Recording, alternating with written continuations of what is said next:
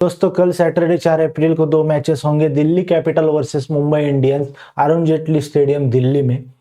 सुबह माफ कीजिएगा, दोपहर 3:30 को यह मैच शुरू होगा। उसके बाद Gujarat Titans versus Rajasthan Royals, Ahmedabad में नरेंद्र मोदी स्टेडियम पे मैच खेला जाएगा। अब पहले मैच की बात करें दिल्ली और कैपिटल्स वर्सेस मुंबई इंडियंस, तो सबसे पहले ये चीज मैं आपको बता दूं कि मुंबई की प्लेइंग 11 में कोई चेंज नहीं होगा। जी हाँ दोस्तों, लगभग मुंबई का ग्राउंड और दिल्ली के ग्राउंड में कंडीशन सिमिलर होते हैं। दोनों अच्छे ग्राउंड से मतलब क्या क्या हाई स्कोरिंग ग्राउंड से। हो सकता है अगर ज्यादा स्पिनर पिछले मैच में खिलाए हो बाउंस की वजह से, क्योंकि वानखेड़े में लाल मिट्टी की वजह से ज्यादा बाउंस भी मिलता है, तो उसकी वजह से जो है स्पिनर कभी कभी ज्यादा खिला लेते हैं एमआई वाले या कोई भी टीम, तो वो कम हो जाएंगे और उसके बजाय ऑलराउंडर या फास्ट बॉलर आ जाएंगे। और पिछले मैच की अगर इनकी टीम देखे तो पिछले मैच की टीम मुंबई इंडियंस की सेमी, आज ये भी सेमी रहेगी मुझे लगता है। पिछले मैच में शर्फेन रुदरफर्ड खेले थे क्या? हाँ न खेले थे शायद से। रायन रिकल्टन, रोहित शर्मा, सूर्य कुमार यादव, तिलक वर्मा, हार्दिक पांड्या, नमन धीर, शर्फेन रुदरफर्ड, मिचेल सैंटनर और अल्लाह गजनफर है। अल्लाह गजनफर पिछला मैच खेले थे, कल सैंटनर अवेलेबल होके आज एमआई का स्क्वाड, कल एमआई के स्क्वाड के साथ ज्वाइन उन्होंने कर लिया है। तो मुझे मेरे ख्याल से नो डाउट सीधा अल्लाह गजनफर को मिचेल सेंटर रिप्लेस कर देंगे। उसके बाद शार्दुल ठाकुर, मयंक मार्कंडे, ट्रेंट बोल्ट, जसप्रीत बुमराह, नहीं कुछ सेमी प्लेइंग 11 खेलेगी। मुझे लगता है अगर इनके पास कोई ऑप्शन है तो मयंक मार्कंडे को ड्रॉप करेंगे, क्योंकि सेंटनर एक स्पिनर आपका होगा। दिल्ली के ग्राउंड में मुझे लगता नहीं कि स्पिनर का कुछ रोल होगा, पिच फ्लैट ही होगा, तो उसे लेंगे। बाकी कुछ चेंजेस में देखता नहीं। वैसे ही अगर दिल्ली की बात करें, KL Rahul, Pathum Nissanka, Nitish Rana, Sameer Rizvi, Tristan Stubbs, David Miller, Axar Patel, Vipraj Nigam, Lungi Ngidi, Kuldeep Yadav, T Natarajan, Mukesh Kumar. जी हाँ दोस्तों, केएल राहुल और पतुम निशंका ओपन करें। पतुम निशंका को और 2-3 चांस मिलेंगे मुझे ऐसा लगता है। उसके बाद नीतीश राणा को भी 1-2 मैच और चांस देंगे, वरना नीतीश राणा के अलावा उनके पास सेम पोजीशन पे सेम टाइप ऑफ प्लेयर, सिर्फ लेफ्ट हैंडर है, वो प्लेयर राइट हैंडर है, वो है करुण नायर। ऐसे ही अच्छा एक्चुअली एक्सप्लोजिवनेस अगर देखें तो नीतीश राणा से अच्छी एक्सप्लोजिवनेस पिछले 2 साल में करुण नायर के पास है, क्योंकि ओडीआई में विजय हजारे ट्रॉफी उनका बढ़िया गया था। और उसके बाद समीर रिजवी फैंटास्टिक नॉक खेला था पिछले मैच में, वो ऑब्वियसली कंटिन्यू करे। तब डेविड मिलर दोनों खेलेंगे। अक्षर पटेल, विपराज निकम, लुंगी एंगड़ी, कुलदीप यादव, टी नटराजन, मुकेश कुमार। मुझे भी ये लगता नहीं कि ये कुछ चेंजेस करेंगे। अगर कुछ चेंज होता है, कुलदीप यादव तो खैर ड्रॉप नहीं करेंगे, अक्षर पटेल कैप्टन है वो भी ड्रॉप नहीं होंगे, ये 2 स्पिनर्स हो गए। मुझे लगता है विपराज निकम की जगह अगर कोई इनके पास और बढ़िया ऑप्शन हो तो ये खिला सकते हैं। मुझे लगता है एक बार इनके स्क्वाड्स पे नजर डाल लेते, कोई है इनके पास ऑप्शन। पिछली बार आशुतोष शर्मा शायद नहीं खेले थे, या फिर इम्पैक्ट में आए थे, वो इम्पैक्ट में नहीं यार, नहीं खेले थे आशुतोष शर्मा। मुझे लगता है विपराज निकम को ड्रॉप करके सीधा आशुतोष शर्मा को खिलाएंगे।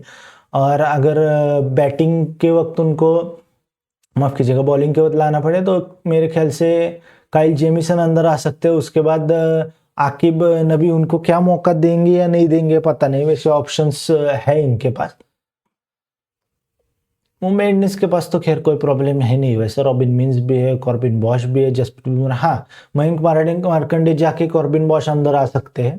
बस फॉरेनर्स के कॉम्बिनेशन को उनको देखना पड़ेगा, क्योंकि रायन रिकल्टन 100% खेलेंगे, शर्फन रुदरफर्ड है, उसके बाद मिचेल सेंटनर खेलेंगे, ट्रेंट बोल्ट खेलेंगे। वैसे फॉरेनर के लिए इनके पास जगह है नहीं, क्योंकि विल जैक्स भी बाहर बैठे, और वैसा कुछ इंडियन ऑप्शन भी इनके पास दिख नहीं रहा है मुझे। क्विंटन डिकॉक बाहर बैठे, लेकिन उनको अगर किसी को रिप्लेस करना है तो फिर फॉरेन प्लेयर को ही बैठना पड़ेगा। बैटिंग में कोई और ऑलराउंडर में कोई, मुझे अश्विनी कुमार एक ऑप्शन है, वो अंदर आ सकते। कॉर्बिन बॉश नहीं आ सकते, तो मेरे ख्याल से अगर मार्कंडे को रिप्लेस करना है तो अश्विनी कुमार आ सकते हैं। पिछले साल में कुछ मैचेस उनको मिले, वहां पे उन्होंने अच्छा परफॉर्म भी किया। या फिर एमआई कुछ नए प्लेयर्स को हमेशा लाती है, तो कुछ ऐसा नया प्लेयर उन्होंने जो है देख के रखा होगा जिसको डेब्यू देंगे, लेकिन मुझे लगता है वो तीसरे चौथे मैच के बाद में ही देंगे। तो ये ओवरऑल प्रीव्यू रहा इस मैच का। अब देख लेते हैं दूसरा मैच। दूसरा मैच कल होगा दोस्तों, Rajasthan royal versus Gujarat Titan. और इस मैच में जो है अहमदाबाद वेन्यू होगा इसका। इसके लिए आप कल के दोनों मैचेस में 200 रन्स पकड़ लो, उससे कम तो रन्स बनने वाले हैं नहीं। अब तो खैर मुश्किल से ही 70-80 मैच अगर खेले जा रहे हैं तो मुश्किल से 5-6 मैचेस में आपको 200 से कम का स्कोर देखने को मिलता है। और 10 मैच में सोचो अगर कम स्कोर देखने को मिले 200 से नीचे, तो उसमें से 2-3 मैच में 150-160 का स्कोर होता है। बाकी तो हाई स्कोरिंग एनकाउंटर्स होते हैं ज़्यादा।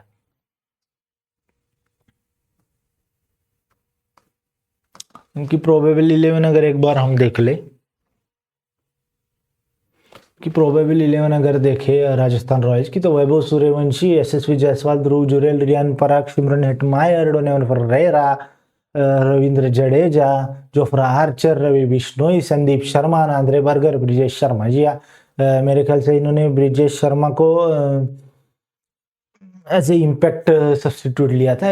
इनकी सेम टीम रहेगी, इनके में कोई चांस भी नहीं है कुछ चेंजेस का। मैच जीते भी हो और इनसे बेस्ट ये किसको खिलाएंगे देख लेते एक बार स्क्वाड। कुछ नहीं लगता मुझे कुछ इसके।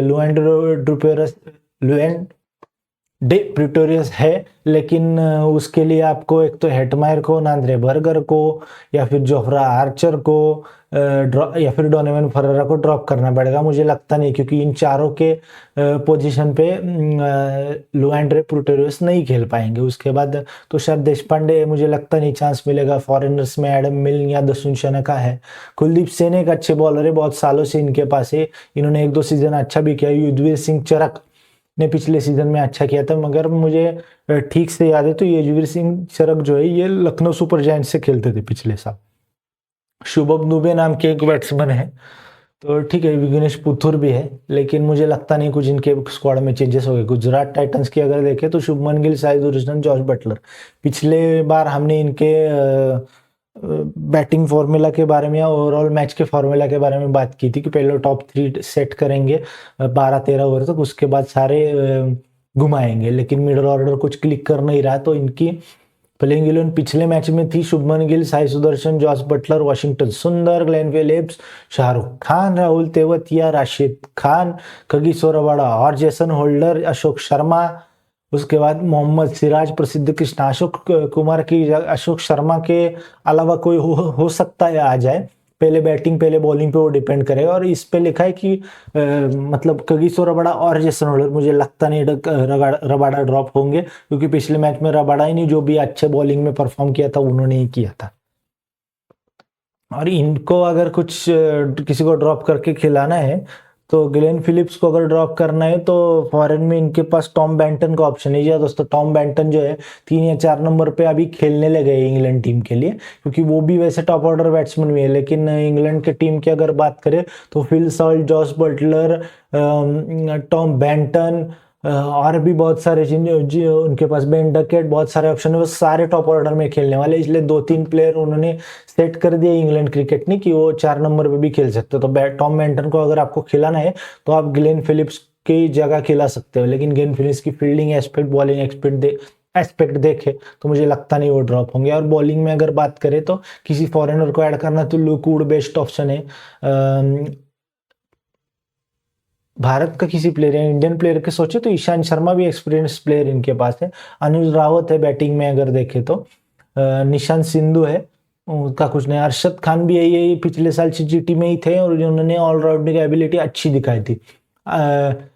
रवि श्रीनिवासन, साई किशोर यानी कि साई किशोर वो भी है, जयंत यादव है, उनको खिलाएंगे नहीं। मुझे लगता है कि ज्यादा चेंजेस होंगे नहीं। अशोक शर्मा या ग्लेन फिलिप्स में से किसी को अगर चेंज करना है तो वो 2 ऑप्शंस आपके पास रहेंगे। कुमार कुशाग्र भी है इनके पास, पिछले साल मुझे लगता है वो आरसीबी में खेल रहे थे। क्या ये इन दोनों की प्लेइंग 11 के बारे में बात हो गई। कल 2 मैचेस टफ हो या क्लोज हो ये एक्सपेक्ट कर रहे हैं, रोज ही सब एक्सपेक्ट कर रहे हैं कि मैचेस टफ हो, लेकिन हो तो नहीं रहे। और ये एक्सपेक्ट करूंगा कि कल की संडे, परसों की संडे की मैच हो वो तो सीएसके जीत जाओ भाई। मतलब आरसीबी के साथ मैच होता है तो हाल ही पिछले 2-3 साल में एक्साइटमेंट बढ़ा रहता है। वैसे तो कोई कंपैरिजन है नहीं आरसीबी और सीएसके का। सीएसके के साथ में आरसीबी वैसे कुछ भी नहीं है, ऐसे मैं समझता हूँ, चाहे आरसीबी फैन कुछ भी बोलो, लेकिन स्टैट्स देखो, हिस्ट्री देखो तो है। हाँ, पिछले 2-3 मैच आपने अच्छे खेले, अच्छा हमें हराया, ठीक है, समझ सकते हैं, अप्रिशिएट भी करते हैं। आपने ट्रॉफी जीती थी तो अप्रिशिएट भी किया था। विराट कोहली के लिए सबसे बढ़िया लगा था हमें, लेकिन वो अगर मैच जीत गए तो वो एक्स्ट्रा एक बूस्ट मिलेगा टीम को, उससे आगे जाके सारे मैचेस में आप अच्छा कर पाओगे। और लगातार 2 आप हारे हो तो उम्मीद गई है सीएसके फैंस की। जी सपोर्ट भी हम करेंगे, लेकिन प्रैक्टिकली देखे तो सब बोल रहे हैं अब तो मुश्किल है क्वालिफाई करना, ये करना। 2 मैच के हिसाब से जज करना ठीक नहीं है, लेकिन मुझे लगता है फिर 2 मैच अगर आप लगातार जीत भी जाओ आगे आगे वाले, तो भी 4 में 2 अच्छा रहेगा इक्वेशन, वैसे कुछ है नहीं। और खास करके हमको होम मैचेस फिर से टारगेट करने पड़ेंगे। सीएसके का चेपॉक जब गढ़ होता था, ठीक है, वहां पे स्पिनिंग कंडीशन नहीं रहे, एम एस धोनी कैप्टन जो थे स्पिनर्स को जिस प्रकार से चलाते थे, सारी चीजें हमें पता है। फ्लैट पिच हो गए, लेकिन आपके पास भी बैटिंग है, उसी पिच पे खेलते सामने वाली टीम और आप भी, तो थोड़ा सा इसे करेक्ट करना पड़ेगा मुझे लगता है। संडे